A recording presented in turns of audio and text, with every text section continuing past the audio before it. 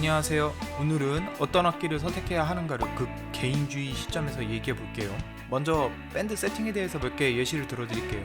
첫 번째, 보컬, 기타, 베이스, 드럼. 두 번째, 보컬, 기타 1, 기타 2, 베이스, 드럼. 세 번째, 보컬, 기타 1, 기타 2, 베이스, 드럼, 키보드. 이 세 가지 구성을 가장 많이 세팅하고 멀티플레이어 유무에 따라 총 인원수가 변경됩니다. 상황에 따라서 밴드 하나당 2명 이상의 보컬을 두기도 합니다.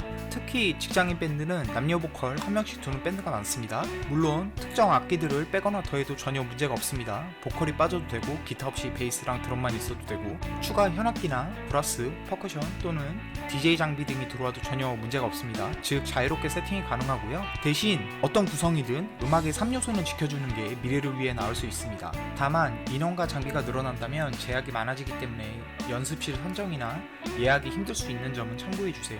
참고로 국내 합주실 90% 이상은 보컬, 기타 2대, 베이스, 드럼, 키보드 1대를 가지고 연습할 수 있게 세팅이 되어 있습니다.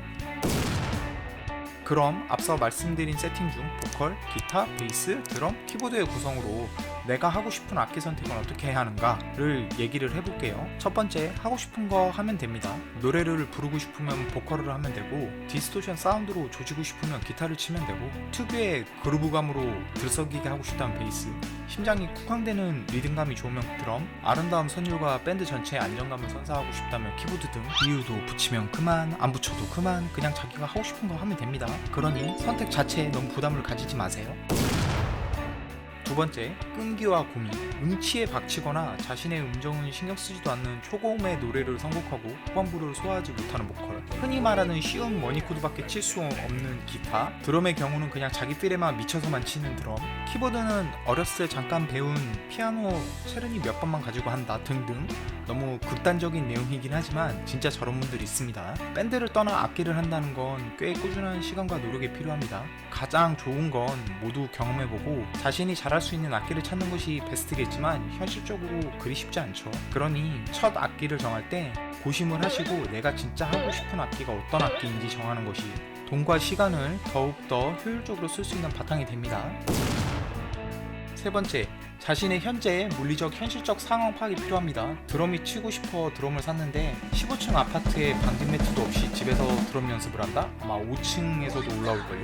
이건 드럼뿐만이 아니라 전악기 통틀어 발생하는 소음에 대한 부분은 충분히 감안하셔야 합니다. 소음 관련 사항은 다음에 각 악기를 집중적으로 다루면서 좀 더 자세히 말씀드릴게요. 주변 이웃에 고급진 매너를 보여주세요. 그리고 악기라는 게 돈을 들인 만큼 돈값을 하는 물품이기 때문에 어느 정도 지출은 각오하셔야 합니다. 물론 우리에게는 미래에 내가 벌어다 줄 돈과 할부라는 기깔나는 시스템이 있지만 처음에는 절대 오버하지 않는 궁극의 절제력이 필요합니다. 흔히 몇만 원만 더 써서 이거 사는 게 낫지 스킬이 발동되는 순간 가까운 미래에 원금의 50%도 못 건지고 중고시장에 나갈 수 있습니다. 어차피 첫 악기는 끝까지 가는 경우가 굉장히 드물어요. 그러니 자신의 현실적인 재력 안에서 효율적으로 악기를 구매할 수 있는 판단력이 필요합니다. 그리고 네 번째, 이건 순전히 재미로 봐주세요. 눈치를 잘 봐야 합니다. 이게 무슨 말이냐면 밴드도 취업난이 있어요. 대충 각 악기별 신분을 보면 이렇게 나눌 수 있겠습니다. 구하기 힘든 악기 파트에 따라 재미삼아 나눴고요. 높은 계급일수록 수요보다 공급이 딸리고 낮은 계급일수록 수요보다 공급이 엄청 많겠죠. 내가 밴드를 하고 싶은데 안 그래도 초보에 밴드도 처음이야, 자신감도 없어, 근데 보컬 기타로 가려니 경쟁자가 많아. 그렇다면 베이스, 드럼, 키보드로 가면 쉽게 들어갈 수는 있겠네? 가 되는 거죠.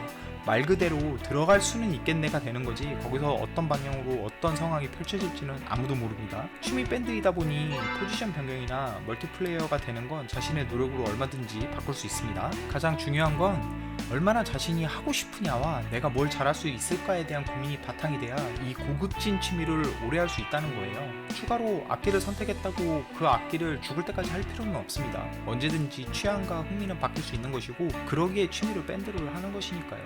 다만 밴드 세팅이 완료된 상황에서 자리도 잡기 전에 급작스러운 변경은 모두에게 민폐가 될 수 있으니 악기 선택의 정답은 없어요.